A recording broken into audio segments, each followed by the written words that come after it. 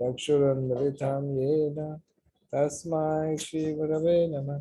श्रीचैतन्यमनोभीष्टं स्थापितं येन भूतले स्वयं रूपा कदा मह्यं ददाति स्वपदान्तिकं। जय श्री कृष्ण चैतन्य प्रभु नित्यानंद श्री अद्वैत गदाधर शिवासादि भक्तवृंद। हरे कृष्णा कृष्णा कृष्णा हरे हरे, हरे राम राम राम हरे हरे। तो आप सब भक्तों को एकादशी का शुभकामना। आज उत्थान एकादशी है, जिसमें शयन एकादशी में देव शयन होता है। 4 महीना भगवान नारायण सोते हैं और 2 महीने के बाद परशु एकादशी, शयन एकादशी के बाद परशु एकादशी, जिसमें करवट बदलते हैं। और आज उत्थान एकादशी अर्थात भगवान आज जग जाते हैं, नारायण। इसका अर्थ होता है कि आज के बाद सारे अच्छे कार्य करने के लिए सब लोग स्वतंत्र। ऐसे भगवान के लिए सारे नियम नहीं लगते, लेकिन दिस इज स्टैंडर्ड प्रोसीजर। हम लोग पिछले मंडे प्रपद तिरुभाव की शायद मना रहे थे, और उसके पहले जब हमने चर्चा किया था वाचो वेगम मनसा क्रोध वेगम जीवा वेगम की हम चर्चा कर रहे थे, जिसमें मन तैयार भी होना चाहिए, जिसके मैं चर्चा की थी कि केवल कृष्ण प्रसाद खाना। प्रभुपाद जी ने जो छोटा सिंपल फॉर्मूला जो दिया है वो है कृष्ण प्रसाद खाना। युवा वेगम तो कंट्रोल में आप ला सकते हैं, लेकिन इसके साथ साथ जुड़ी हुई कुछ चीजें हैं जिसको हमें समझना चाहिए। जैसे आप गंदा प्रसाद लेंगे तो बीमारियां होएगी, नींद ज़्यादा आएगी, आलस ज़्यादा आएगी, उत्साह कम हो जाएगा, प्रसाद नहीं मिलेगा। भगवान कहते हैं जैसे भगवत गीता में कि केवल एक ही इंद्रियां, अगर एक इंद्रिय जो है अगर वो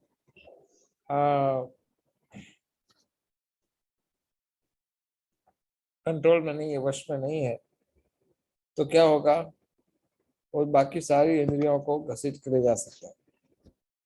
अर्थात किसी रथ में अगर 4 या 6 घोड़े हो, समझ लो 5 घोड़े हैं रथ में, तो 5 घोड़े में से सारे घोड़े सही चल रहे हैं, लेकिन एक घोड़ा अगर अपनी दिशा बदलता है तो रथ गिर सकता है। इसका अर्थ है कि अगर किसी मनुष्य का, भक्त का एक भी इंद्रिय अगर उसके वश में नहीं है तो उसके लिए वो पर्टिकुलर वो चीज आगे जाके शायद नुकसान भी कर सकती है। तो इसलिए जीवा एक ऐसी वस्तु है, जो लोग भक्त कई बार ऐसा सोचते हैं कि उसमें क्या बड़ी बात है, उसमें क्या बड़ी बात है, उसमें अगर जीवा खाने में क्या प्रॉब्लम है। पर खाने से खाना प्रॉब्लम नहीं है, लेकिन अल्टीमेटली हम प्रसाद के लिए, खाने के लिए नहीं जी रहे, जीने के लिए खाना चाहिए। कुछ दिन पहले मैं एक भक्त से बात कर रहा था कि हमारे प्रसिद्ध भक्त है, पूरे विश्व में बहुत प्रसिद्ध है प्रचार के लिए। तो मैं उनसे बीच में बात कर रहा था, वो प्रसाद पा रहे थे। उनका ऐसे बहुत सारे इस्कॉन में बहुत सारे भक्त है, फिक्स मेनू है। एक ही डेली एक ही चीज खाते, सिंपल दलिया, और कुछ खाते नहीं पूरे दिन में, रोज, एवरी सिंगल डे। कोई सोच सकता है कि आ, ये तो कैसे जीवन हो, ये कैसा जीवन है, इसमें तो कैसे जनरली प्रसाद एक बहुत बड़ा इम्पोर्टेंट रोल प्ले करता है हमारे उत्साह को बनाए रखने में। लेकिन वो ऐसा सोचते ही नहीं, वो बहुत ही सिंपल प्रसाद, एवरी सिंगल डे, सिंपल। तो फिर और एक महाराज, प्रभुपाद जी के एक डिसाइपल है सन्यासी महाराज, वो केवल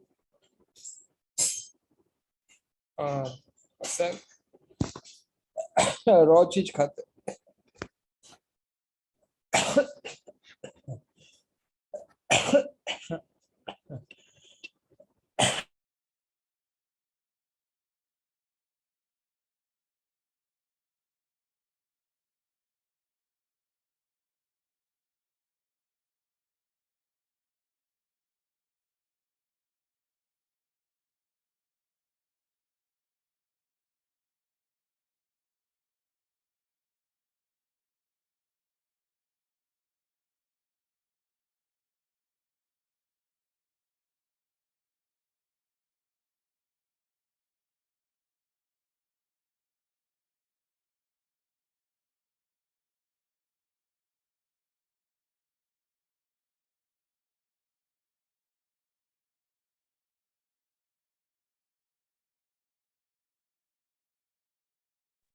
प्रभु जी पानी पीजिए।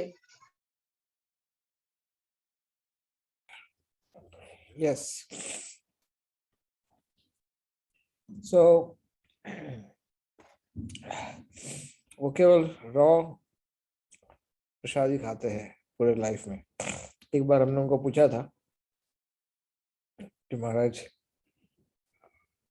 शांतिपुर में हम लोग थे, जहाँ अद्वैत आचार्य का फेस्टिवल हम मना रहे, Shantipur festival. Maharaj said, I cannot eat all this. So that time he said कि I asked महाराज that, मैंने महाराज को पूछा कि महाराज आपके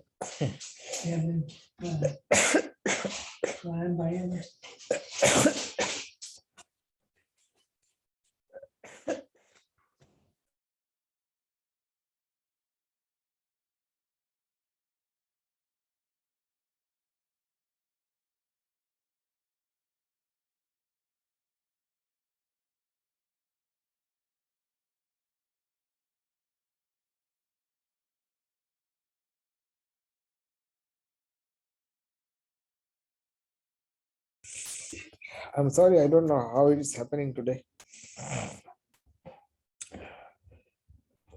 So the point is कि हमें ईवा के वेग को बहुत ही सावधानी से लेना चाहिए। प्रसाद शब्द का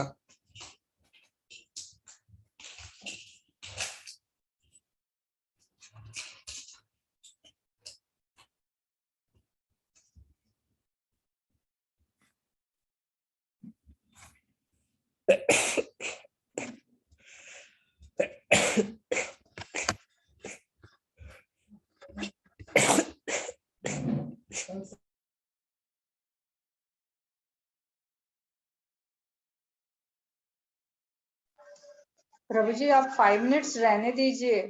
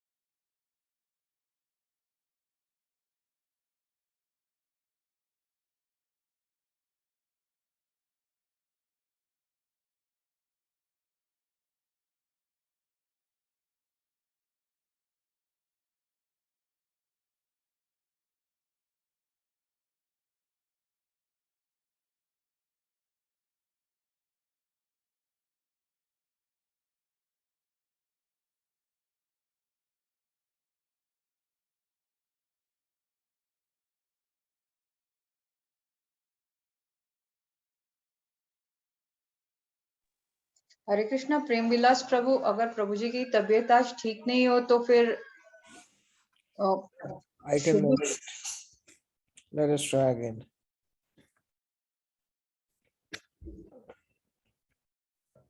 प्रसाद शब्द का अर्थ होता है कृपा।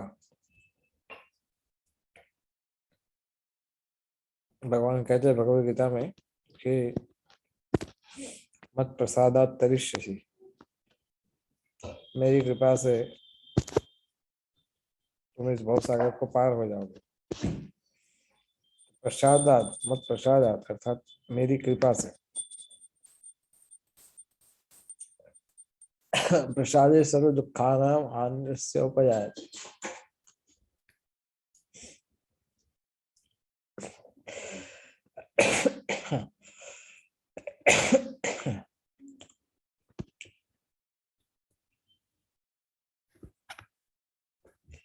Excuse me.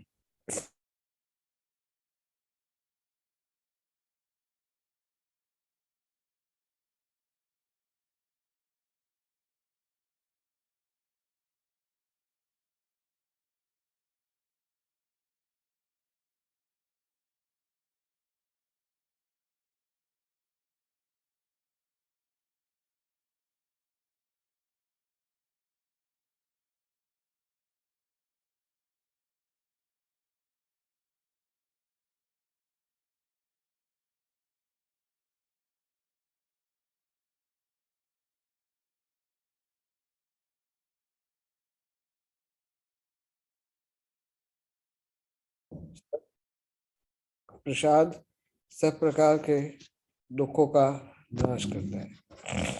सो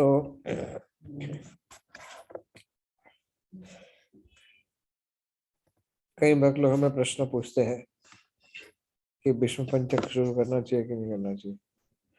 जैसे आज विष्णु पंचक का पहला दिन होता है, 5 दिन विष्णु पंचक के लिए होता है, जिसमें जो चतुर्मास्य करने से जो परिणाम प्राप्त होता है वो परिणाम आपको 5 दिन में विष्णु पंचक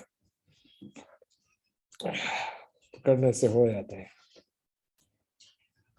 सो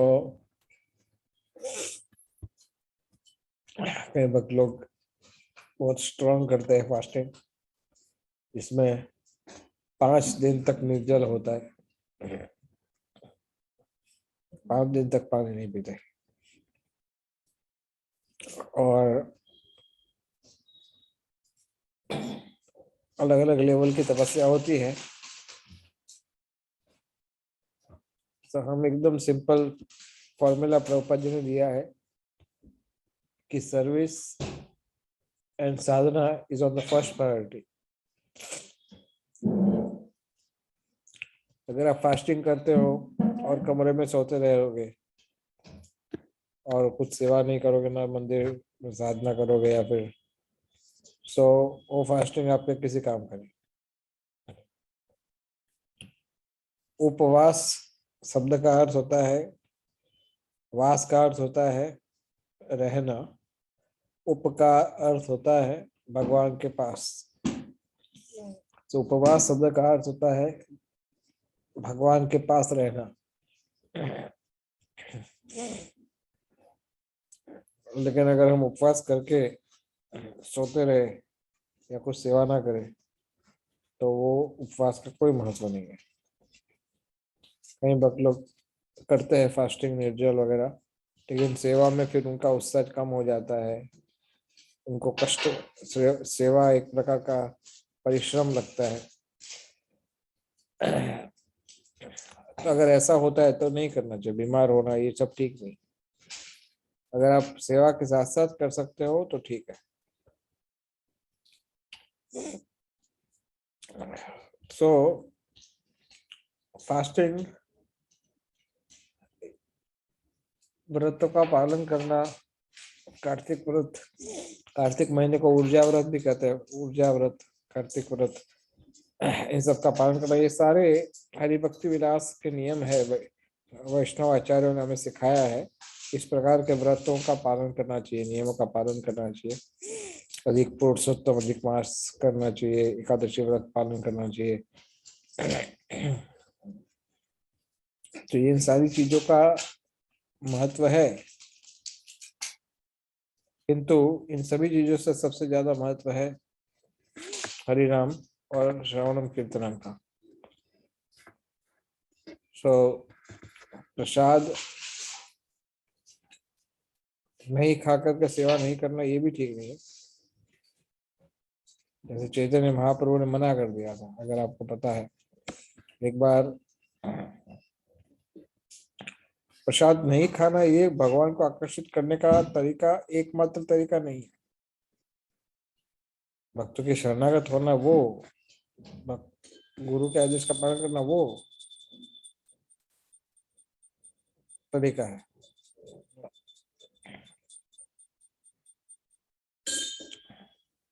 कृष्ण की प्रसन्नता के लिए कुछ जीवा को वॉलेंटरी तपस्या करना, दिखावे के लिए नहीं, तो वो ज्यादा अच्छा है।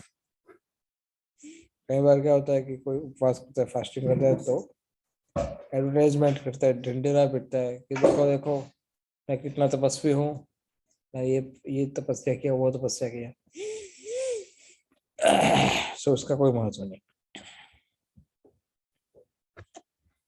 चैतन्य महाप्रभु के संकीर्तन में वहां पर जो सेवा सांगन में कीर्तन होता था, तो सेवा सांगन में कीर्तन में एक अनजान व्यक्ति घुस गया था। तो महाप्रभु ने श्रीवास ठाकुर को कहा, आज मजा नहीं आ रही कुछ, आज मजा नहीं आ रही कुछ कीर्तन में, पता नहीं क्यों। वो छिप छिप कर देख रहा था। महाप्रभु ने श्रीवास ठाकुर ने बताया, एक भक्त है, ये उसने बहुत प्रार्थना किया था कि मुझे महाप्रभु के कीर्तन को देखना है, लेकिन अब क्या, मैंने उसको मना किया, फिर भी बहुत हट करके बैठा था। उसने कहा कि वो ब्रह्मचारी फिर आया, उसने कहा कि प्रभु मैं तो केवल दूध ही पीता हूँ और कुछ नहीं करता। दूधारी बाबा थे वो, दूध पीता था पूरे दिन में, कुछ खाना नहीं, दिन में बस दूध पी लेता था, यही उसका पूरा सब समय वो दूध पीता रहता था। सो चैतन्य महाप्रभु ने कहा कि दूध पीने से अगर कृष्ण प्राप्त हो जाते हो, केवल दूध पीने से, तो बोले तो सब दूध ही पीते फिर। तो तपस्या दिखावे के लिए करना ठीक नहीं है।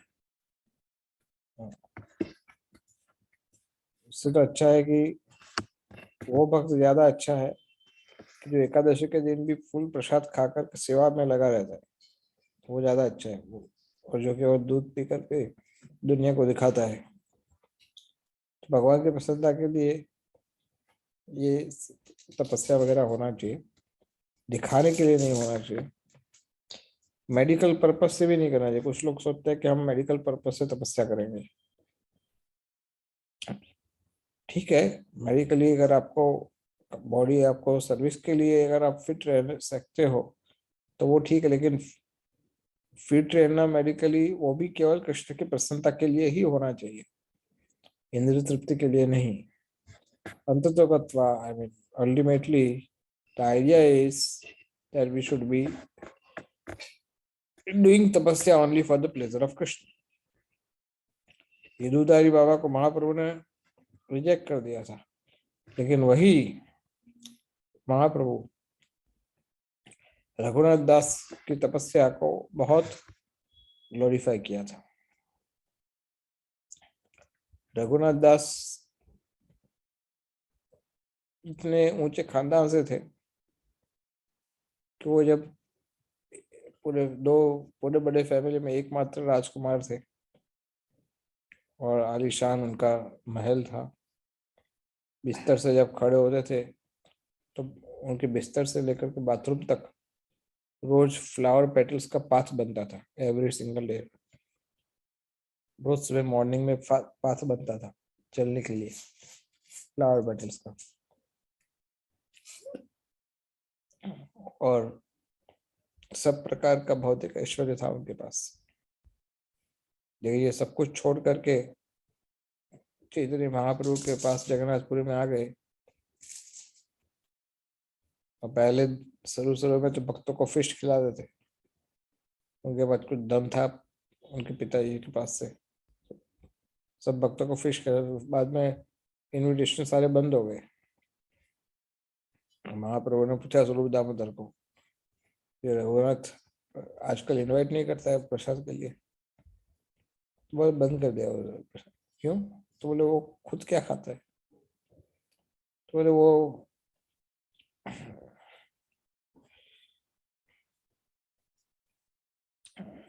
कोई प्रसाद उनको देता है वो खा लेते भिक्षा मांग के। फिर जगन्नाथ मंदिर के बाहर बैठ जाते थे। महाप्रभु ने अच्छा, बहुत अच्छी बात है। कुछ दिन के बाद देखा तो जगन्नाथ मंदिर के बाद बहुत सारे भिखारी बैठते हैं ना पुरी में, उनके साथ बैठे होते थे। वो इतने बड़े राजा का बेटा, वो पुरी के बाहर जगन्नाथ मंदिर में भिखारियों के पास बैठे थे, भिक्षा मांगते। तो कुछ समय के बाद महाप्रभु ने उनको देखा नहीं, स्वरूप दामोदर को पूछा कि आजकल वो जगन्नाथ मंदिर के बाहर भी दिखाई नहीं देता। तो बोले हाँ वो मना कर रहा है, वो बोलता है कि ये क्या तरीका है, बोले ये आएगा वो देगा, ये आएगा वो, तो इधर वेश्यावृत्ति है। बोले अभी ये कस्टमर आएगा, अभी वो कस्टमर आएगा। तो बोले ये तो यूजलेस है, ये तो ये वृत्ति ठीक नहीं है। तो उन्होंने वो छोड़ दिया। तो फिर तो बोले अब वो अपना प्रसाद कैसे खाते, कैसे निर्वाह करते? तो बोले जगन्नाथ भगवान को जो चावल अर्पण होते हैं पूरे दिन भक्तों को बांटा जाता है आनंद बाजार में। और जब संध्या समय हो जाता है, रात का समय हो जाता है, फिर तो कोई प्रसाद जगन्नाथ जी का राइस लेने के लिए कोई आता नहीं फिर बाद में आनंद बाजार में। तो रात का समय फिर जो बचा कुचा आनंद बाजार में जो बचा कुचा राइस होता है, वो मंदिर के पीछे एक ढेर है, वहां पर गायों पशुओं उन सबके लिए खाने के लिए छोड़ देते पूरा राइस खुले में ही। तो जो जो कुछ पशु है जो वहां पर आके खा लेते। तो बोले वहां जाकर के रघुनाथ दास चावल ले लेते हैं, फिर उसको धो देते, धो करके उसमें थोड़ा सा नमक डालते और फिर वो खाते। तो एक दिन चैतन्य महाप्रभु उस पीछे के रास्ते चले गए और देखा कि रघुनाथ दास एक दोने में थोड़ा सा राइस लेकर के खा रहे थे, छिप छिप करके। तो महाप्रभु अचानक से पीछे से आए, उनके हाथ में से जो दोना था वो खींच लिया। और महाप्रभु बोले तुम इतना रोज बड़ा बड़ा फिश खाते हो छिप छिप करके, और मुझे बुलाते भी नहीं हो, मुझे खिलाते भी नहीं हो, आज तो मैं ये राइस खाऊंगा। तो रघुनाथ बोलने लगे प्रभु ये आपके लिए नहीं है, आप उसको छुइए मत, आप ये आपके लिए नहीं है। तो महाप्रभु बहुत प्रसन्न थे रघुनाथ दास के वैराग्य से, बहुत प्रसन्न थे। और ये उनका वैराग्य केवल ये ढोंग नहीं था, ये दिखावा नहीं था। और ऐसा भी नहीं था कि इस प्रकार के वैराग्य करने से वो सेवा में उनकी कमजोरी आ गई, उनको बहुत सेवा होती थी। रघुनाथ दास गोस्वामी, आप जानते हो उनकी मुख्य सेवा अधिकतर क्या होती थी जगन्नाथपुरी में थे। रघुनाथ दास गोस्वामी का मुख्य एक सेवा था कि वो स्वरूप दामोदर गोस्वामी को असिस्ट करने का काम था उनका। स्वरूप दामोदर गोस्वामी जो है वो चैतन्य महाप्रभु के पर्सनल सेक्रेटरी थे, और स्वरूप दामोदर के सेक्रेटरी थे रघुनाथ दास गोस्वामी। यस, स्वरूप दामोदर के असिस्टेंट थे, वो थे रघुनाथ दास गोस्वामी। जब तक चैतन्य महाप्रभु थे जगन्नाथपुरी में तब तक तो रहे कुछ समय तक, और फिर चैतन्य महाप्रभु की आज्ञा से वृंदावन चले गए। वृंदावन में रघुनाथ दास गोस्वामी बहुत समय तक भिक्षा मांग मांग करके जीवन जीते थे। जब रूप सनातन गोस्वामी का शरीर त्याग हो गया तो उनका हृदय इतना टूट गया था क्योंकि वो सेपरेशन सहन नहीं कर पा रहे थे, तो धीरे धीरे धीरे उन्होंने सब कुछ खाना बंद कर दिया और फिर केवल एक दोने में छाछ पीते थे। पूरे दिन में 1 या 2 बार छाछ पीते थे, बस थोड़ा सा बटर मिल्क। एक भक्त ने उनका सेवा करते थे तो रोज एक छोटे पड़िए में, छोटे दोने में छाछ लेकर लाते थे। तो वो सोचते थे, वो भक्त सोच रहा था कि ये रघुनाथ दास बोले खाते ही इतना कम है, कमजोर हो जाएंगे, तो मैं ऐसा करता हूँ कि दोना ही बड़ा लेके आता हूँ। दोना बड़ा होगा तो क्वांटिटी ज्यादा आ जाएगी ना। एक दोना है उनका फिक्स है, चाहे वो छोटा दोना हो, बड़ा दोना हो, या फिर एक जैसे बेबी दोना भी आता है, पता है आपको? आई डोंट नो, अगर आपने देखा हो तो, जिसमें चन्ना दिया जाता है, 1 चम्मच चन्ना आता है, बस उससे ज्यादा कुछ नहीं आएगा। तो चाहे कितना भी क्वांटिटी फिक्स, 1 दोना छाछ उतना ही लेते थे। तो ये भक्त ने सोचा कि मैं बड़ा वाला दोना, बड़ा जिसमें 2-3 दोने का क्वांटिटी आ जाए ऐसे। तो उसके लिए क्या प्रसाद, वो सिंपल पत्ता तो बनेगा नहीं, खुद से बनाना पड़ेगा। तो आगे एक गांव में से थोड़ी दूर एक गांव था, वहां पर बड़े बड़े पत्तों का वृक्ष था। तो वहां के पत्ते एक एक करके तोड़कर फिर उसका बड़ा दोना बनाया, कटोरा जैसा, और फिर वो दोना छाछ भर के लेके आए। सखी स्थली गांव से लेके आए थे। तो वो बड़ा दोना लेके आए। ये गोवर्धन की बात है, गोवर्धन में। तो रघुनाथ दास ने दूर से देखा कि दोना बड़ा है, तो रघुनाथ दास गोस्वामी ने कहा, थोड़ा स्माइल दिया, बोले इतना बड़ा दोना ऐसा कहाँ से लेके आए तुम?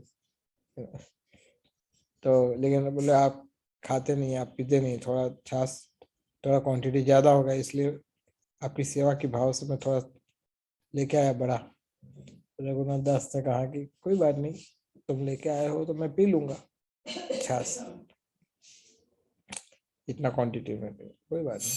फिर लेकिन पूछा, ये दोना तुम लाए कहाँ से? तो बोले मैंने खुद बनाया। बोले ये पत्ते तो इधर इधर आसपास में तो ऐसे कोई वृक्ष है नहीं, तो ये तुम लाए कहाँ से? तो बोले सखी स्थली से लेके आए। जैसे ही रघुनाथ दास ने सखी स्थली का नाम सुना, पूरा छाछ दोना सब कुछ फेंक दिया। तो उन्होंने कहा कि वो गांव चंद्रावली का है। तो कहने का अर्थ है, ये आगे की बात है, हम ये आपको कथा इसलिए बता रहे थे कि रघुनाथ दास केवल छाछ पीते थे बस। और और जब सब एक एक करके भक्त चले गए, बाद में उन्होंने पानी भी बंद कर दिया पीना, पानी भी नहीं पीते थे। कुछ समय जल पिए, फिर पूरा हड्डियां दिख रही थी। मैं रघुनाथ दास गोस्वामी का आपको इसलिए बता रहा था क्योंकि उन्होंने चैतन्य महाप्रभु ने उनको इस चीज के लिए ग्लोरीफाई किया था कि रघुनाथ दास गोस्वामी की जो वैराग्य है, उनका तपस्या, ये बहुत ही एग्जाम्पलरी है। और वो इतना सब तपस्या करते थे, फिर भी 1000 प्रणाम करते थे रोज, दंडवत। गोवर्धन की परिक्रमा करते थे रोज, लेक्चर दे रहे थे 3 घंटा एवरी सिंगल डे। और 1 लाख नाम जप करते थे, 1 लाख और may be more.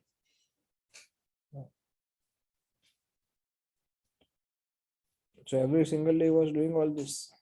Raghunath Das.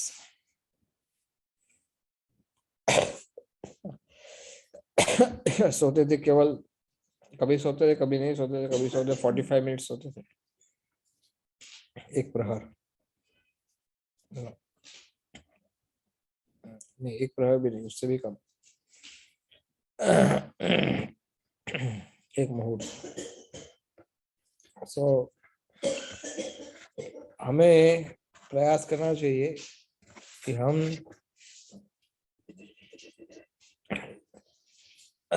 वैराग्य को भले स्वीकार करें, लेकिन दूसरे पर बोझा बनने के लिए नहीं, और न ही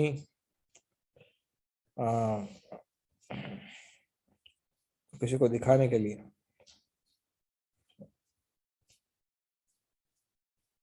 क्योंकि हमारा प्रयास ये होना चाहिए कि हम स्वनिर्भर बने। स्वनिर्भर का अर्थ होता है कि दूसरों को जितना हो सके उतना कम कष्ट देना चाहिए। जो चीज खुद से कर सकते हैं हमें खुद ही करना चाहिए। इस चीज को हमें ध्यान में रखना चाहिए।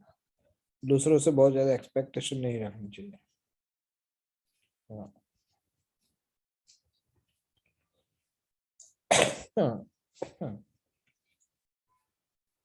आहार और निद्रा, ये दोनों ही जितना सरल हो उतना अच्छा। So simplicity, Prabhupada used to say simple eating, simple living and high thinking. तो सरल जीवन और ऊंचा विचार। कुछ लोग ऐसा सोचते हैं कि भगवान को भोग लगाकर तो आप जितना भी ऑपुलेंट खा सकते हो तो खा सकते हो, लेकिन हमारी कसौटी कब होती है कि किसी भक्त के यहाँ इनवाइट किया या मंदिर में कभी इनवाइट हो, मंदिर में प्रोग्राम हो, फेस्ट हो, आपके सामने 2 आइटम पड़ी है। एक एकदम ऑपुलेंट आइटम है कोई, जिसमें तला हुआ चीज है या डीप फ्राइड कोई चीज है, या फिर कोई स्वीट है बड़ी अच्छी, या फिर आपकी मनपसंद कोई आइटम है, ऐसा कुछ भी। और दूसरे साइड में सिंपल फूड है, जैसे रोटी सब्जी है या राइस दाल है या सिंपल फूड है। तो उस समय आप कौन सा सिलेक्ट करते हो? कई बार ऐसा होता है कि आप अगर प्रसाद खाने का इच्छा होता है तो उसमें कोई हानि नहीं है, प्रभुपाद भी खाते थे। प्रभुपाद जी भी कभी कभी कहते थे, कभी बोलते थे मेरे लिए हलवा बनाइए, कभी कभी जब बीमार थे तो उनकी बहन को उन्होंने कहा था कि मेरे लिए कचौरी बनाओ, जबकि डॉक्टर ने उनको मना किया था। लेकिन इसका अर्थ ये नहीं है कि वो उसके लिए लालची थे, इसका अर्थ ये नहीं। इसका अर्थ ये है कि प्रसाद के रूप में आप सब कुछ खा सकते हो, लेकिन हो सके उतना हमें सरल जीवन जीने का प्रयास करना चाहिए। Be as simple as we can. It will help you, आपके हेल्थ को भी इम्प्रूव करेगा, हेल्थ को भी हेल्प करेगा, कॉन्शियसनेस में भी हेल्प करेगा। क्योंकि आहार में भी 3 गुण होते हैं, सत्वगुण, रजोगुण, तमोगुण। भक्त लोग ज्यादातर भगवान का प्रसाद ही खाते हैं या उनको वही खाना चाहिए। तो प्रसाद में तो सत्व गुण नहीं होता, वो तो शुद्ध सत्व में होता है। प्रसाद 3 गुणों से पर है, लेकिन फिर भी उनकी जो क्वालिटीज है वो हमें देखते रहना चाहिए। अगर कोई आप जली हुई चीज है और वो भगवान को भोग लगा के खाते हो तो वो तो उसका तमोगुण का असर तो रहता ही है उसके अंदर। फिर आप भले प्रसाद बना के भगवान को क्यों दिया आपने, ऐसा like that. So in other words,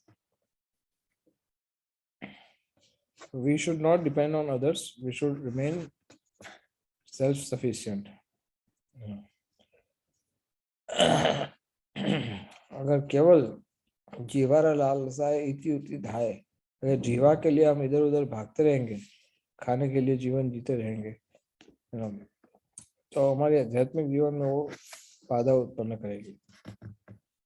वो अपनी जीवा के पीछे आसक्त हो जाएगा। जैसे कई बार हम बताते हैं कि जैसे लास्ट टाइम शायद आपको बताया था कि जब अन्नकूट लगता है तो बहुत सारी आइटम होती है, भगवान को भोग लगती है। तो बोले लाइफ में हमने कभी हमारी लाइफ में अन्नकूट तो देखा ही नहीं था। अब यहाँ मंदिर में आने के बाद पता पड़ा कि इतनी सारी आइटम में भी भोग लग सकता है। तो कई बार क्या होता है कि कुछ लोग का जीवा पे वश बहुत कम होता है, तो क्या होता है कि उनको अभी तो भोग लग रहा है, उसको देख देख कर पानी आ जाता है। बोले वाह रे बाबा, laddus, this that this and wow, Krishna you are great.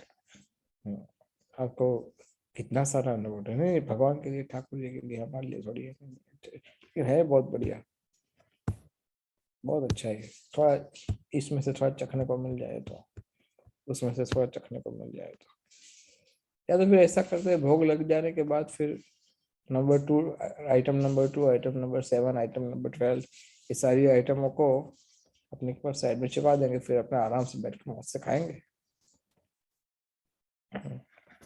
तो ये इसलिए ऐसा सब होता है क्योंकि हमारी जीवा की इच्छा बड़ी तीव्र होती है खुद के लिए। अगर आप किसी और के लिए किसी को देना चाहते हो कि ये आइटम इनके लिए रखना चाहिए, व्हाटएवर, दूसरे के लिए करते हो तो वो अलग वस्तु है, खुद के लिए करते हो तो वो ठीक नहीं है।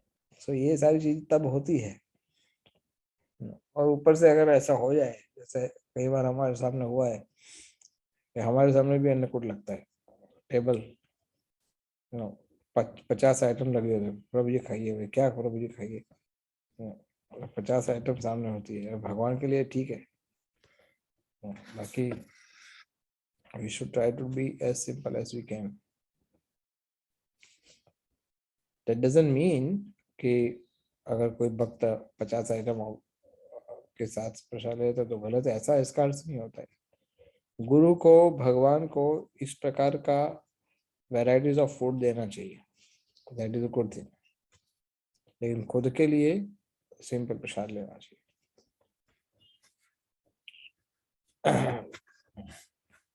सो जीवा के लिए इधर उधर भागना वो ठीक नहीं है। अगर प्रसाद सामने से आता है, जैसे उस दिन सनातन गोस्वामी को खीर खाने की इच्छा थी और रघुनाथ राधा रानी ने उनको ला करके दिया, रूप गोस्वामी को, और रूप गोस्वामी ने खीर बना करके सनातन गोस्वामी को खिलाया। तो सामने से आया था, उन्होंने ऐसा थोड़ी कि आज खीर क्यों नहीं मिलेगा मुझे, मैं खीर खा के रहूंगा, ऐसा भाव नहीं था उनका।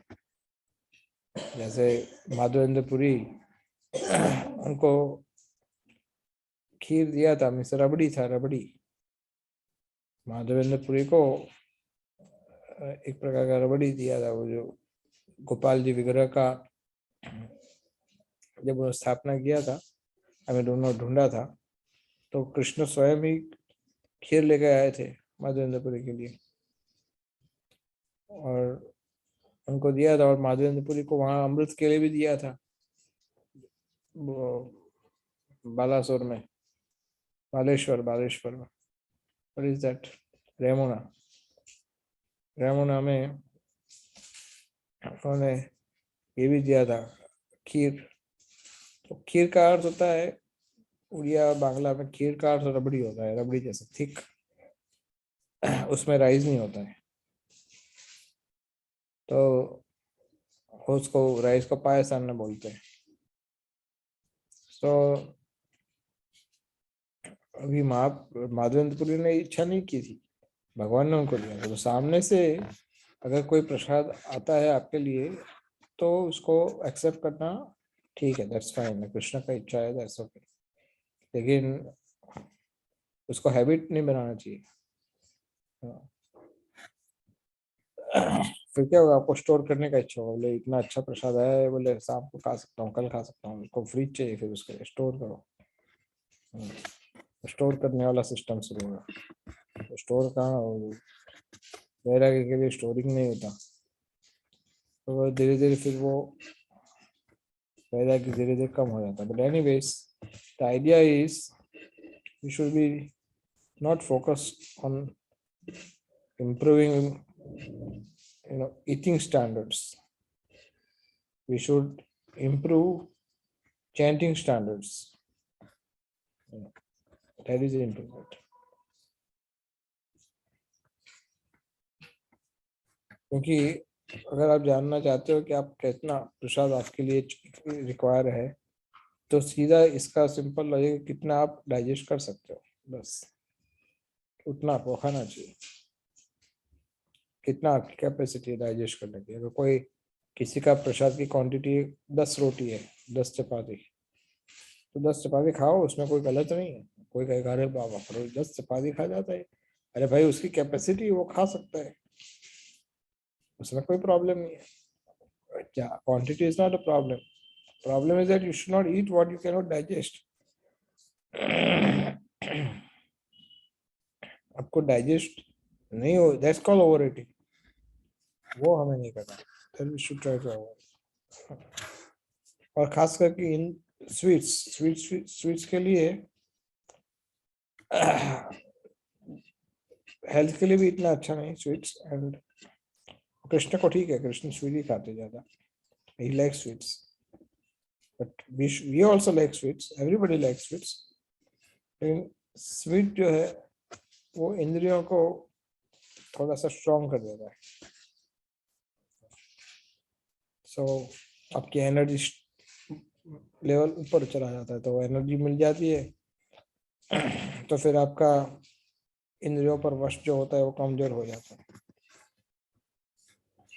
तो इसलिए उसको थोड़ा ध्यान रखना चाहिए। Sweet in limited quantity, not that खाया तो चलो कल मिलेगा कि नहीं, आज खत्म करो। Should not eat that way.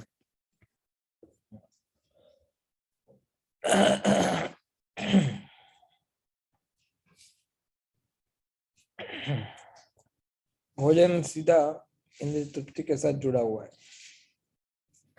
जितना ज्यादा अच्छा भोजन होगा, उतना ज्यादा इंद्रिय भोग करने का इच्छा होगा।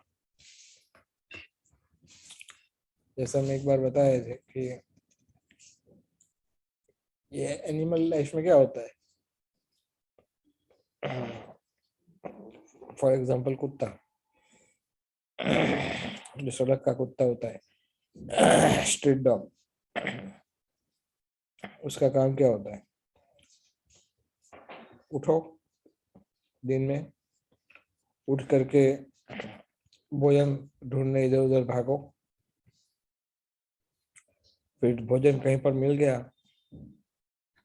तो भोजन खा लिया, और भोजन खाने के बाद इंद्रियां बहुत स्ट्रांग हो जाती है, तो फिर इंद्रिय भोग के लिए फिर इंद्रिय भोग को ढूंढते ढूंढते घूमो। मेल डॉग फीमेल डॉग को ढूंढेगा, फीमेल डॉग मेल डॉग को ढूंढेगा, और कहाँ पर है। जैसे इंद्रिय भोग हो गया, क्योंकि खाने के बाद इंद्रियां तगड़ी हो गई इंद्रिय भोग करना। अब इंद्रिय भोग करने के बाद अब सो जाएगा, सोएगा तो थोड़ी देर सो गया, उठेगा तो पता पड़ा कि अब तो पेट खाली हो गया, अब तो फिर से खाना पड़ेगा, तो फिर से ढूंढना शुरू हो जाता है, फिर वापस दौड़ता है इधर उधर भोजन। This is what their life is. इसी तरह से वो जीवन जीते हैं। सो इन द सेम वे, अगर मनुष्य प्रैक्टिकली ऐसा ही करता है, भौतिकवादी मनुष्य भोजन लेता है, इंद्रियों को स्ट्रॉन्ग करता है, इंद्रिय भोग करता है, सो जाता है, फिर वापस वो भोजन के लिए दिन में मेहनत करता है, भोजन कहाँ मिलेगा, तो उसके लिए वो 8 घंटा 10 घंटा अर्निंग मनी वगैरह वगैरह करता है। सो इंद्रियों का भोग डायरेक्टली कनेक्टेड है भोजन के साथ। इसलिए उदर उपस्थ Prabhupada used to call it.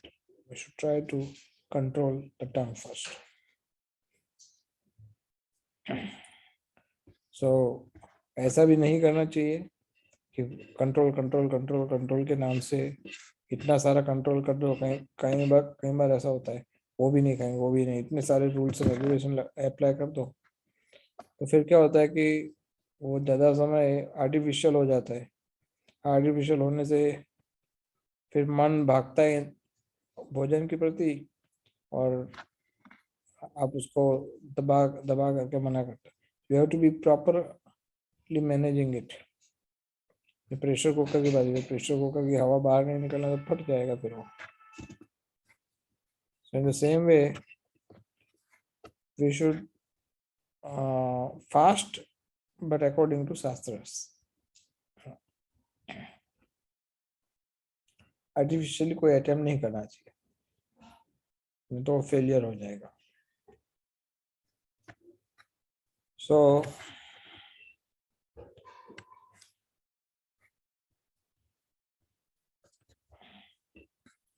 next time we will discuss Udaropastha Vegam, and then we'll go maybe further the next sloka later on. So we stop here. Anybody has any question?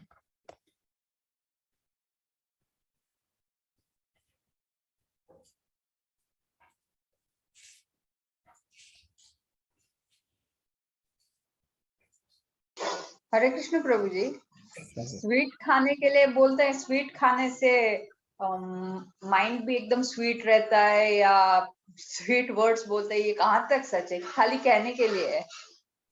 हाँ, ये तो कहने के लिए है, लेकिन sweet नहीं खाने वाले भी स्वीट तो बोलते ही है कई बार। तो हाँ, लेकिन प्रसाद का नेचर पर असर होता है, क्योंकि जो लोग मर्सीलेस होते हैं, जो लोग तामसी आहार खाते हैं या नॉन वेज खाते हैं, वो उनमें दया चली जाती है, तो वो क्रूअल हो जाते हैं, उनका हृदय बहुत कठोर होता है, वो किसी की भावनाओं का आदर नहीं कर पाते, और उसमें तामस आहार में प्याज लहसुन भी सम्मिलित है। तो प्याज लहसुन खाने वाले उनके वो बहुत एग्रेसिव होते हैं। हो सकता है कोई कहेगा कि प्रभु जी ऐसे भी लोग होते हैं कि जो एग्रेसिव नहीं होते, दैट इज फाइन, हो सकता है ऐसा, उसमें गलत नहीं है, लेकिन तामसी आहार करने वाले हृदय में दया चली जाती है, दया नहीं रहती बाद में। भक्त के हृदय में दया इसलिए रहती है क्योंकि वो केवल कृष्ण प्रसाद खाता है, लेकिन वो दया इसलिए नहीं आती क्योंकि वो केवल रसगुल्ला खाता है, इसलिए नहीं। उसका जो मीठापन है वो कृष्ण के कारण है, स्वीट लड्डू उसके कारण नहीं है। भक्त का जो मीठापन है, अपना भक्त का व्यवहार का जो मीठापन है, वो भक्त के व्यवहार का मीठापन कृष्ण के कारण।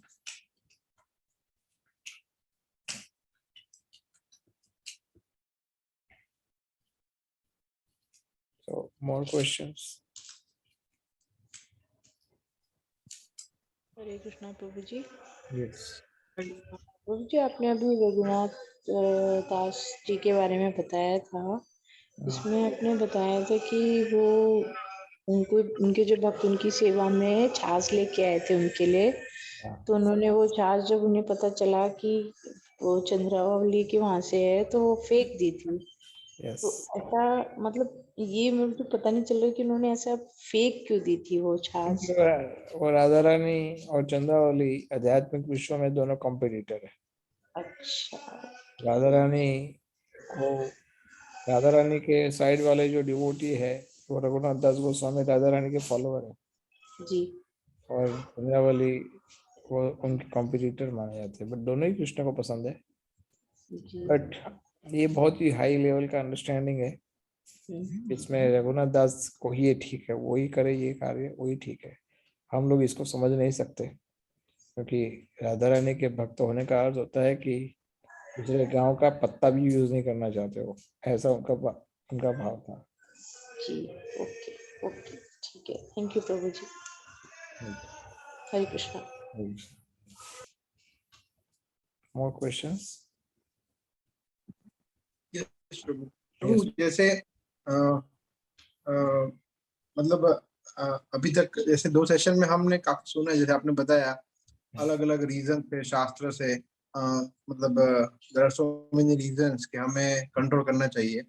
बट मुझे अभी भी ये समझ में नहीं आ रहा है कि प्रैक्टिकली उसको कैसे, जैसे ऐसा होता ही है नेचुरल और जो होता है कि काफी दिनों से स्वीट नहीं खाया है, या फिर जैसे आपने बताया ओपुलेंट प्रसाद आ गया हमारे सामने तो हमें स्वाभाविक होता है। तो can you share some tips के जिससे हम धीरे धीरे इस पे वर्क कर सके? जैसे फॉर एग्जांपल ऐसे भक्तों के साथ हमें एसोसिएट करना चाहिए जो इसको अच्छी तरह से कंट्रोल करते हैं, या any other, if you can share some tips. या जनरली कुछ डिवोटीज हमने देखे हैं ऐसे स्मार्टली बिहेव करते हैं, कि खास करके मैंने मेरे गुरु जी को देखा है और कई अलग अलग भक्तों को देखा है कि उनको पहले से ही अंदाजा होता है कि यहाँ जाएंगे तो ये लोग प्रसाद ऑफर करेंगे और ये प्रसाद में सब ऑपुलेंट चीज आएगी, और कहीं पर कुछ जगह पर हम मना कर सकते हैं, कुछ जगह पर हम मना नहीं कर पाते, तो वो पहले से ही इसको ऑर्गेनाइज करके ही जाते हैं, या तो फिर प्रसाद प्राप्त करके जाते हैं, या फिर उनके पास उनको अगर नहीं खाना होता है तो वो रीजन भी बताते हैं कि या फिर प्लेट भी बनवाते हैं लेकिन केवल उसमें से एक चम्मच चख लेते हैं बस। सो इस प्रकार का कई बार व्यवहार होता है, तो पहले से ऑर्गेनाइज करना चाहिए कि ऑपुलेंट प्रसाद, और ऐसा भी नहीं है कि ऑपुलेंट प्रसाद खाएंगे तो कुछ नुकसान हो जाएगा, ऐसा भी नहीं है, क्योंकि समटाइम इट इज देयर, कभी कभी होता है, जैसे फेस्टिवल्स में कोई अगर ऑपुलेंट प्रसाद होता है तो ठीक है, बट ये नहीं सोचना चाहिए कि ऐसा प्रसाद हमें रोज प्राप्त हो। ऐसा कहने का अर्थ है कि हम प्रसाद इसलिए खा रहे हैं क्योंकि हमारे शरीर और आत्मा को एक रखने के लिए खाना जरूरी है। अभी उसमें दाल चावल मिल रहा है या समोसा मिल रहा है, इससे फर्क नहीं पड़ता। फिर भी प्रभुपाद जी ऐसा कहते थे कि भक्त लोग सब कुछ छोड़ देते हैं, उनका एक चीज होता है जिनको ऑपुलेंट के रूप में मानते, खास करके ब्रह्मचारिस। तो ब्रह्मचारिस को तो कम से कम अच्छा प्रसाद देना चाहिए। गृहस्थ तो एनीवे उनके पास सारी सुविधा होती है, इन ब्रह्मचारी को अच्छा प्रसाद देना चाहिए, इसलिए देना चाहिए कि वो सेवा अच्छे से कर सके। ऐसे उनका उद्देश्य और कुछ नहीं कि इनको इंद्रिय तृप्ति करने, तो इसका अर्थ ये नहीं है। तो प्रयास होना चाहिए कि ऑपुलेंट वाला प्रसाद, जैसे मैंने आपको लास्ट टाइम एग्जांपल दिया था, मायापुर के कुछ पुजारी जिसके साथ हम बैठे प्रसाद हैं, तो उन्होंने पहले ही मना कर दिया, बोले हमारे स्वीट न देना, स्वीट मत देना। तो मैंने कहा क्यों स्वीट क्यों नहीं? तो बोले अब डायबिटीज से, बोले नहीं। तो बोले और कोई बीमारी? बोले नहीं। बोले क्यों? बोले हमें भगवान की सेवा करनी होती है, अर्चा विधि, और अर्चा विधि के लिए मन का शांत होना बहुत आवश्यक है।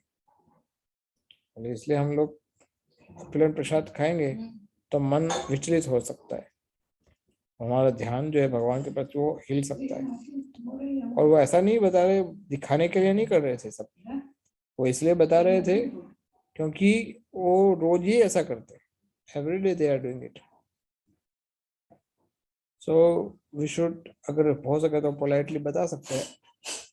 कभी ऐसा भी नहीं होना चाहिए कि अगर आपने काफी दिनों से मन में इच्छा हो रही है कि कुछ अच्छा प्रसाद खाए, और फिर उसको मन को अपने बलपूर्वक बोल देते कि नहीं नहीं नहीं, ये तो माया है, मिथ्या है, ये ऐसा नहीं होना चाहिए, ऐसा तो इस प्रकार का नहीं रखना चाहिए व्यवहार। इच्छा कब होती है? बहुत रेयर केस में इच्छा होती है कि अगर आप माइंड को निरंतर कृष्ण के लिए सेवा में लगाते हैं तो फिर आपके पास इतनी सारी चीजें हैं सेवा के लिए, सोचने के लिए, फिर वो आप इच्छा वाली चीजें आपके सामने महत्वपूर्ण नहीं रहती। फिर भी अगर कभी इच्छा होती, जैसे मैंने प्रभुपाद का एग्जांपल लिया कि उनको कचौरी खाने का इच्छा हुआ था, then we offered kachori. Prabhupada पीसी माँ ने उनको कचौरी दिया। तो कभी कभी ऐसा गुरुजन आचार्य उनका तो अलग बात है, we can not compare, but sometimes we have some desire कि हमें ये इच्छा है प्रसाद खाने की, it's not, the idea is that it should not be artificial नहीं होना चाहिए, that is the idea. Yes, Prabhu connected दूसरा क्वेश्चन ये है, जैसे आपने बताया कि आई नो कि इस पे काफी बार अलग अलग जगह पे चर्चा होता है आउटसाइड फूड के विषय में, जो नॉन डिवोटीज ने कुक किया है, जैसे कहीं पे रेस्टोरेंट में या बाहर का खाना वगैरह। तो जैसे फॉर एग्जांपल मेरा तो ऐसा है कि मैं कुछ ट्रैवलिंग का मेरा जॉब नहीं है, राइट? तो I do not have that excuse कि भाई हाँ ट्रैवलिंग करते इसलिए खाना पड़ता है। So should we try and avoid it 100% completely, मतलब according to शास्त्र आचार्य, और या according to कैसे? our faith, Sorry Prabhu, according to our faith on Krishna. You are saying something else? नहीं मतलब मैं ही मतलब, क्योंकि जैसे आपने बताया कि उसमें मतलब अलग अलग आंसर्स मिलते हैं। कुछ लोग बोलते हैं कि हाँ वी कैन बी कभी कभी फ्लेक्सिबल, या फिर वंस इन अ वाइल ठीक है, अगर सिचुएशंस ऐसी है कि आपको और कहीं नहीं मिल रहा है और आप खाना पड़ रहा है। और कोई मतलब बहुत चुस्त भी कहते हैं कि नहीं मतलब नॉन इनिशिएटेड डिवोटीज से खाना वर्जित है, मतलब नहीं खाना चाहिए, इट अफेक्ट्स आवर कॉन्शियसनेस, जो सही भी है। तो मतलब what we should try and follow? We should try नियमाग्रह। नियमाग्रह का अर्थ होता है we should have rules, लेकिन इसका अर्थ ये भी नहीं होना चाहिए कि you compromise सर्विसेज। जैसे आपने बताया कुछ लोग का ऐसा होता है ट्रैवलिंग में आपके पास ऑप्शंस होते हैं, जैसे आप फ्रूट खा सकते हो वगैरह खा सकते हो, लेकिन वो क्या होगा कि you are restricting yourself. But if you are internally okay with that, अगर इंटरनली आप उसके साथ ठीक हो और आपका इससे कोई फर्क नहीं पड़ता, सर्विसेज को लेकर के, आपके प्रोफेशन को लेकर के, किसी कहीं पर भी कोई फर्क नहीं पड़ता, यू शुड डू इट कि हम नहीं खाएंगे, वी विल हैव फ्रूट्स और मिल्क और समथिंग एल्स। बट अगर ऐसा हो कि एक बार हमने किया, 2 बार किया, बाद में पता पड़ा कि यार ये तो रूटीन हो गया है, हर बार तो मैनेज नहीं हो रहा है, so it is better to have normal prasad. या फिर आप उसमें फिर स्टेप लेना पड़े कि प्रयास करो कि हाइजेनिक हो, शुद्ध बना सकता हो, या फिर कोई ऐसा व्यक्ति हो कि जो आपकी इच्छा आप बोले उस प्रकार से बना दे। May not be dikshit, initiated हो ना भी हो, आवश्यक नहीं है, क्योंकि वैसे इस प्रकार के स्टैंडर्ड फॉलो करना कि इनिशिएटेड डिवोटी के हाथ का प्रसाद लेना बहुत अच्छी बात है, लेकिन ये सबके लिए संभव नहीं है, कुछ भक्त के लिए ये संभव भी हो सकता है। तो इसलिए we have to be practical in that, but some may be very rigid. No, how can you do it? How can you do it? तो प्रभु तुम्हारी भक्ति बहुत कमजोर है, तुम नॉन इनिशिएटेड के हाथ का भी खाते थे, बट ये उसका तरीका नहीं है। This is not the way that to जज समबडी विद दैट। किसी को जज करने का ये मापदंड नहीं है। सो ऑफ कोर्स साधना उसका विषय अन्न खाइले मलिन है मन, मलिन मनते ना हो कृष्ण स्मरण। विषय का अन्न खाओगे, जो पाप का काम करने वाला है उसके हाथ का खाओगे, तो उसकी चेतना आपको आएगी। मलिन मन, उससे मन मलिन होता है। मलिन मनेर ना हो कृष्ण स्मरण, तो मलिन मन से कृष्ण का स्मरण नहीं हो सकता। Yeah, but we have to be more practical on our day-to-day service. मैं हमेशा इसी बात को बल दे रहा हूँ कि आपकी श्रवणम कीर्तनम और सर्विसेज जो है वो जितना इम्पोर्टेंट है उतना कुछ भी इम्पोर्टेंट नहीं है। That is on the first priority. श्रवणम kirtanam and your Sadhana services, ये फर्स्ट प्रायोरिटी है। वो सब कुछ सही होना चाहिए। प्रसादम जीवा वेगम कंट्रोल करना, उसके कारण वहां पर कहीं रुकावट नहीं आना चाहिए। That's it, that's the idea. But it may be having controversy because many devotees have different opinions. कई भक्तों के अपने अपने ओपिनियंस हो सकते हैं, और I respect their opinions because सभी भक्तों का अगर ओपिनियन है, they have, you know, somebody likes rasgulla, somebody likes gulab jamun, that's fine.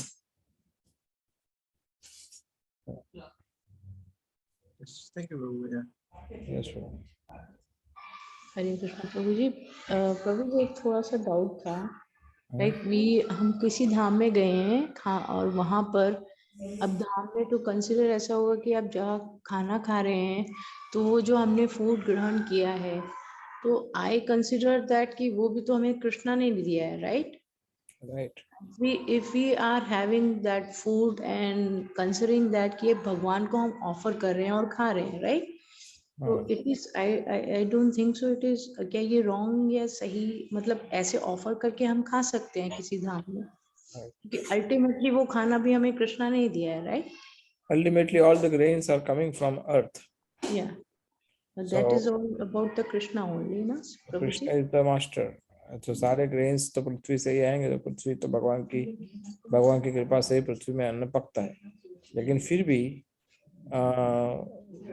शास्त्र का ये नियम है कि जहां तक हो सकता है उतना तक हमें विषय के हाथ का अन्न नहीं खाना चाहिए, भले वो कृष्ण का ही है।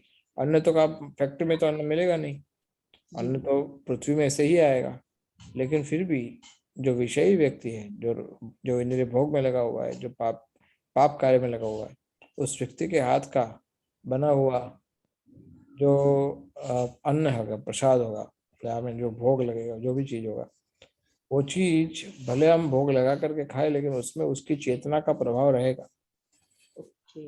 उसकी चेतना का प्रभाव उसके अंदर रहेगा। क्योंकि आप समझो, बोलते हैं ना, हमने एक बार आपको शायद बताया था कि 3 लोग के हाथ का बना हुआ खाना सबसे अच्छा होता है, सबसे हेल्दी, सबसे हेल्पफुल, सबसे हेल्दी।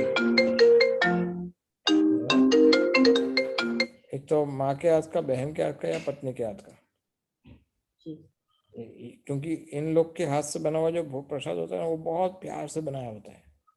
उसको खाना, उससे अच्छा कोई प्रसाद है ही नहीं। That is the best prasad you can eat. But when then ये रेस्टोरेंट फॉर एग्जांपल वो बनाएगा, तो उसको मन में सोच रहा होगा आज उसने मेरा पगार नहीं किया है, उसने झगड़ा करता होगा, या फिर उस बोले कौन खाने, बोले को किसको पता कौन खाने वाला है, जो खाएगा डालो भाई। तो इस प्रकार की चेतना से और हमें नहीं पता कि क्या क्या चेतना है उसकी, तो वो सभी चेतनाओं को वो अपने हाथ से आपके सामने परोसता है, और उसको जितना हो सके उतना हैबिट में नहीं डालना है, बस उसको दूर रखना। और धाम की जैसे आप बता रहे थे बात, कि धाम में प्रसाद, धाम में कहीं किसी लारी पे या किसी शॉप में या कहीं पर धाम में भी ठाकुर जी तो है ही, तो वहां पर भी ऑफर करने में कोई प्रॉब्लम नहीं है। जैसे हमने कहा कि प्रैक्टिकल होना चाहिए। धाम में आपको कोई माँ बहन या अपने पत्नी ये हमेशा आपको बना के देने वाले नहीं है, तो उस समय आपको फिर मंदिर से सुविधा प्राप्त कर सकते हो, भक्तों से सुविधा ले सकते हो। और आजकल तो वृंदावन में कई ऐसे भोजन की व्यवस्था है, अच्छी अच्छी जगह है जहाँ शुद्ध प्रसाद होता है और भोग लगा के आपको दिया जाता है। प्रॉपरली भोग लगता है और फिर आपको दिया जाता है। हालांकि वो सब दीक्षित लोग नहीं होते, लेकिन फिर भी आपको भोग लगा के खिलाते हैं। सो उस प्रकार से we should try. Thank you Prabhu ji. Hare Krishna. Hare Krishna prabhu ji. Yes. क्या श्रील प्रभुपाद ने ऐसा बोला है कि सबसे पहले हेल्थ देखो, फिर chanting, then hearing, reading and then deity service, या मतलब डिवोशनल सर्विस? क्या उन्होंने इस तरह से प्रायोरिटाइज किया है? This is not generalized. This instruction is not like universal instruction कि आप पहले हेल्थ देखो, बिकॉज अगर ऐसा केस होता तो ही हिमसेल्फ वाज डूइंग, उनकी हेल्थ कमजोर थी फिर भी वो ट्रांसलेशन कर रहे थे, तो कोई कोई कह सकता है कि प्रभुपाद पहले आपको हेल्थ देखना चाहिए बाद में वो करना चाहिए, right. But that was not generalized statement कि पहले हेल्थ चेक करो फिर उसके बाद। आइडिया ये है कि अगर आपका स्वास्थ्य ठीक होगा तो आप सेवा कर पाओगे, आइडिया ये है। लेकिन आप स्वास्थ्य ठीक नहीं होगा फिर आप मेहनत भी करोगे सेवा करोगे और बीमार होएंगे तो जो कर रहे हैं वो भी खत्म हो जाएगा। तो इसलिए स्वास्थ्य को, लेकिन कुछ लोग क्या स्वास्थ्य को भी ज्यादा प्रायोरिटी देंगे, मच्छर काट लिया बस आज आज कोई सेवा नहीं करेंगे, एक बार ठीक हो जाएगा कल से, तो वो एक्सट्रीम है, वो नहीं होना चाहिए। हेल्थ को ध्यान देना चाहिए लेकिन इतना भी ध्यान नहीं देना चाहिए कि अब हमारी आध्यात्मिक हेल्थ ही कमजोर हो जाए मटेरियल हेल्थ के चक्कर में। We have to be balance in that. लेकिन कोई इग्नोर करता रहता है, बोले होगा जो देखा जाएगा, ये शरीर नश्वर है आत्मा अमर है, आज नहीं तो कल सबको मरना ही है, तो भले ना बीमार हो क्या फर्क पड़ता है। दिस इज फुलिशनेस, ये मूर्खता है। कुछ लोग बोलते हैं ना कि कोविड है तो बोले कि भगवान की इच्छा होगी तो कोविड होगा, भगवान की इच्छा होगी तो कोविड नहीं होगा। तो भगवान आपको ये थोड़ी कहते हैं कि कोविड, जहाँ कोविड वाला वातावरण वहाँ बीच में जाओ हीरो बन करके, भगवान ऐसा थोड़ी बोलते। Don't do that. तो फुलिशनेस नहीं करना चाहिए, दैट्स द पॉइंट।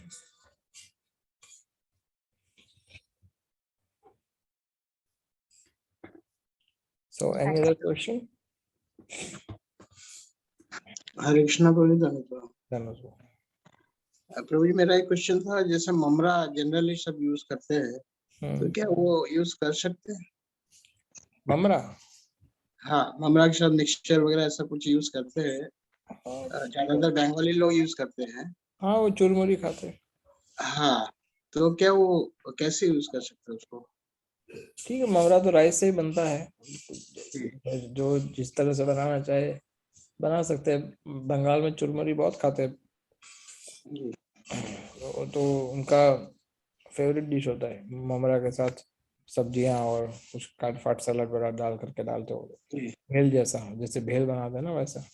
हाँ तो नॉन भक्त लोग ये बनाते हैं ना, तो उसके लिए उसको हम डायरेक्ट यूज कर सकते हैं या भगवान को प्रसाद चढ़ा के यूज कर सकते ऑफ कोर्स भगवान को भोग लग ही सकता है, उसमें कोई प्रॉब्लम नहीं। आप चुरमुरी, आप हैं? भेल अलग भी use बनाते हैं, कर सकते भेल में भी तो ममरा होता है लेकिन उसमें और भी बहुत सारी चीजें होती है। हैं। जी तो कुछ लोग केवल ममरा देते हैं, तो उसमें कोई प्रॉब्लम नहीं। भगवान सिंपल बता दिया, पत्रम पुष्पम फलम तो है बस। नॉन तामस आहार नहीं खाएंगे, मांस मच्छी अंडा वगैरह नहीं, प्याज लहसुन नहीं, बाकी आपको जो भगवान को भोग लगाना है खिलाओ। कच्चा ममरा खिलाना है, तड़का मार के लगाना है, उसमें मूंगफली या पापड़ डाल के डालना, whatever you want, it's all okay. ठीक, thank you. Hare Krishna. So we stop now. Yes, Smith Pro. Krishna प्रभु, Yes. जैसे कि एकादशी हो या कोई फास्टिंग हो, उसके बाद मुझे पर्सनली सेंस एंजॉयमेंट के टेम्पटेशन बहुत ज्यादा बढ़ जाते हैं। तो Fasting में. so, Okay. No, he's saying Ekadashi के बाद बोल रहे हैं। The next day. हाँ yes yes yes Okay. Next day, तो उसको कैसे टैकल किया जाए प्रभु? तो एकादशी के दिन पर आप बहुत ज्यादा हैवी फास्टिंग मत करो, आप नॉर्मल प्रसाद खाओ जैसे जो आपके बॉडी को सूट करता हो। जनरली क्या होता है कि दूसरे दिन ऐसा, खास करके निर्जल एकादशी के दिन दूसरे दिन रात को ही सोचना शुरू करता है कि पारना में क्या खाएंगे और किस तरह से अच्छा प्रसाद मिलेगा, किस तरह से कि कल तो मेरा पूरा पूरा सिस्टम सेट होता है कि कल मैं इतना इतना इतना बजे ये खाऊंगा, इतना बजे ये खाऊंगा, इतना बजे ये खाऊंगा।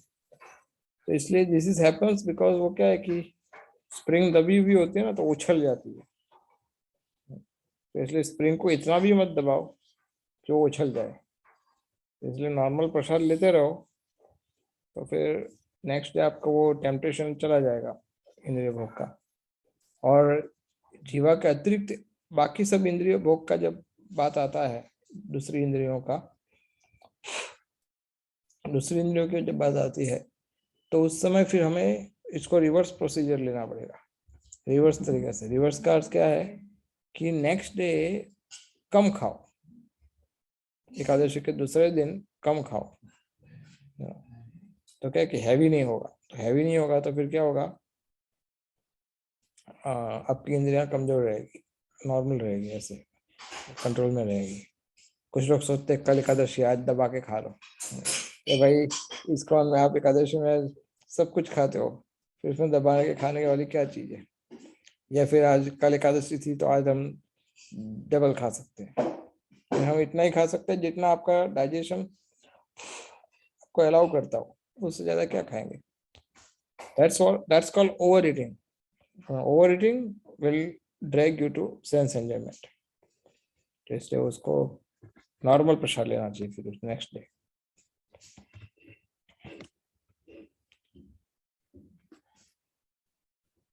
Okay, so we stop. Hare Krishna. Thank you, Prabhu. Hare Krishna. Hare Krishna. Hare Krishna Hare Krishna. Krishna Prabhu.